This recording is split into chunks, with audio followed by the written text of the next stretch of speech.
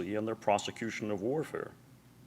And one condition of the justice of a nation's war is that it go to war only in self-defense.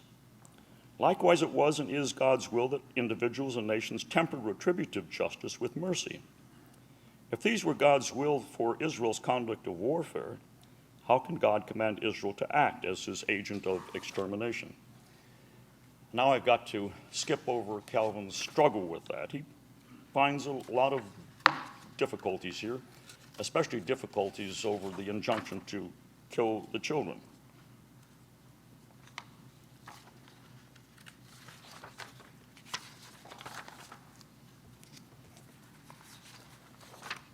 And I argue doesn't really bring out the resources of his own theology. All that you can read at your leisure. I want now to skip to section 4.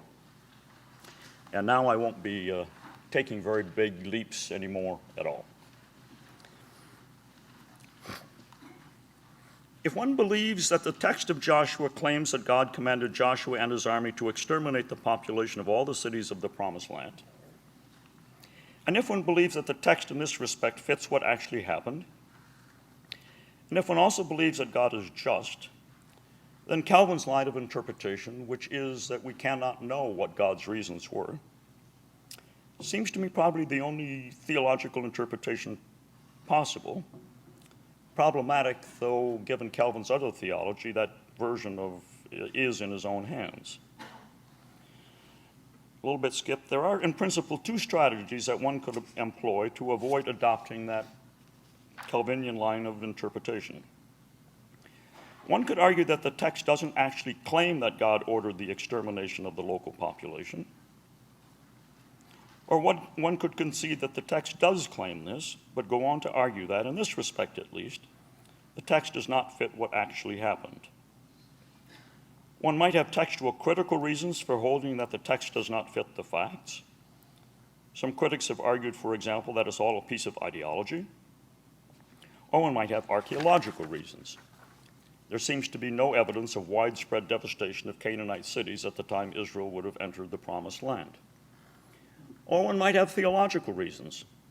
One might argue that it's clear from God's revelation in Jesus Christ that God wouldn't do that sort of thing. I propose following the first of these strategies. I think the text does not claim that God ordered extermination. That puts me in league with Brueggemann, but for the reasons that I indicated earlier, but that I skipped reading, I don't think that Brueggemann was successful in arguing the point. Skip about a page in which I quote a passage that Professor Swinburne also quoted from Augustine, and one from a Jewish philosopher, Len Goodman. I take it to be a near consensus among Old Testament scholars that the text of Joshua as we have it today was intended as a component in the larger sequence consisting of Deuteronomy, Joshua, Judges, 1st and 2nd Samuel, and 1st and 2nd Kings. The sequence as a whole, after telling the story of Moses' instructions to Israel in general, and to his successor Joshua in particular, goes on to narrate the story of Israel's coming into the Promised Land and its conquests, of the emergence of the monarchy, of the monarchy's decline after a brief period of glory, and of Israel's being carried off into exile. It is also a near consensus that this sequence of writings received its final form during the reign of King Josiah and reflects the religious forms that he initiated, and that it received its final form during the exile in Babylon. In the final paragraph of 2 Kings, we read that in the 37th year of his exile, King Jehoiakim of Judah was released from prison by the king of Babylon. So I propose that we interpret the book of Joshua as a component within this larger sequence. In particular, that we interpret it as preceded by Deuteronomy and succeeded by Judges. Now recall that the story in Joshua 11 of Israel's conquest of Hazor and its allies concludes that thus, so Joshua took the whole land, according to all that the Lord had spoken to Moses, and Joshua gave it for an inheritance to Israel, according to their tribal allotments. And the land had rest from war. Okay? Now consider the opening of the next volume in the series, Judges. After the death of Joshua, the Israelites inquired of the Lord, "Who shall go up first for us against the Canaanites to fight against them?" Then the Lord said, "Judah shall go up. I hereby give the land unto his hand." Judah said to his brother Simeon, "Come up with me into the territory allotted to me, that we may fight against the Canaanites. Then I too will go with you into the territory allotted to you." So Simeon went with him. Then Judah went up, and the Lord gave the Canaanites and the Perizzites into their hand, and they defeated 10,000 of them at Bezek. So whereas the book of Joshua says that Joshua and his troops took the whole land, the book of Judges opens by narrating some of the battles Israel fought after Joshua's death. What are we to make of this? Well, we could follow Calvin and hold that the sentence "Joshua took the whole land" is hyperbolic. The literal truth being that some of the land remained to be conquered by Israel after Joshua's death. Or we could hold that the battles of which we've been told in the preceding chapters of Joshua are just a sample of the battles Joshua fought in taking the whole land when it says that Joshua conquered the whole land. Moses, after all, had already said that the Lord your God will clear away these nations before you little by little. You'll not be able to make a quick end of them. The reason being this really interesting reason, because otherwise the wild animals will become too numerous for you. But these proposed solutions face two problems.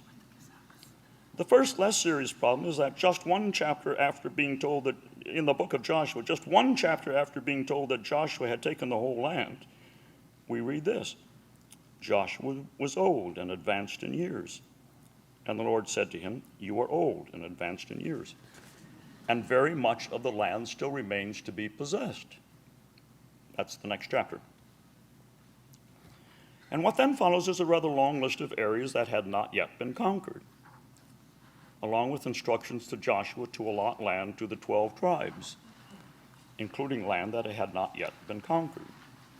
But I think the more serious problem is the following.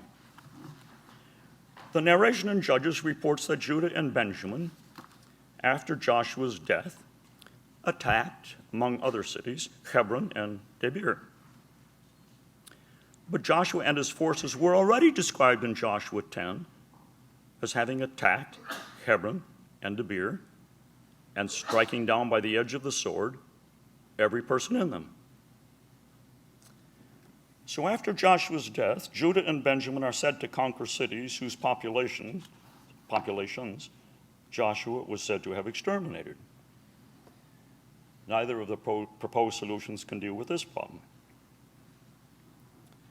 It should also be noted that it is explicitly stated both in Joshua and Judges, both in Joshua and in Judges, that the population of some of the conquered cities was not exterminated.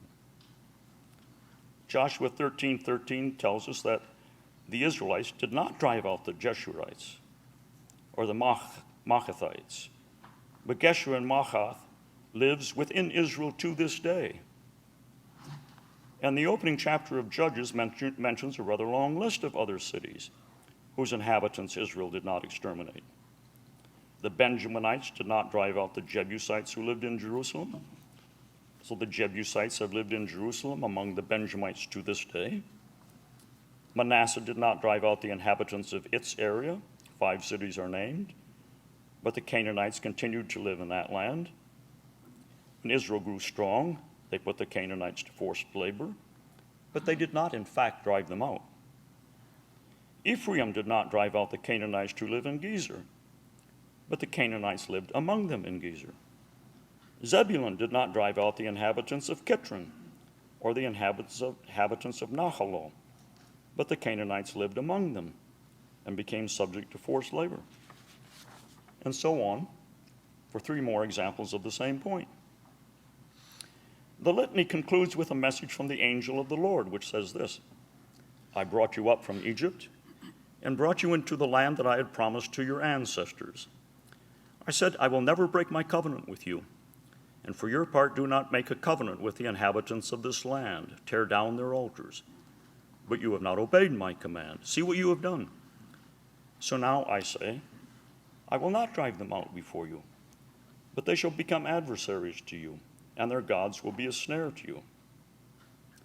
Be it noted that the angel here does not say that Israel had been commanded to exterminate all the inhabitants. Now, those whose occupation it is to try to determine the origins of these writings will no doubt suggest that the editors had contradictory records, oral traditions, and so forth to work with. And this may well be correct. But those who edited the final version of these writings into one sequence were not mindless. They could see as well as you and I can see the tensions and contradictions, surface or real, that I've pointed to. So what's going on here? I submit that anyone who reads the book of Joshua in one sitting,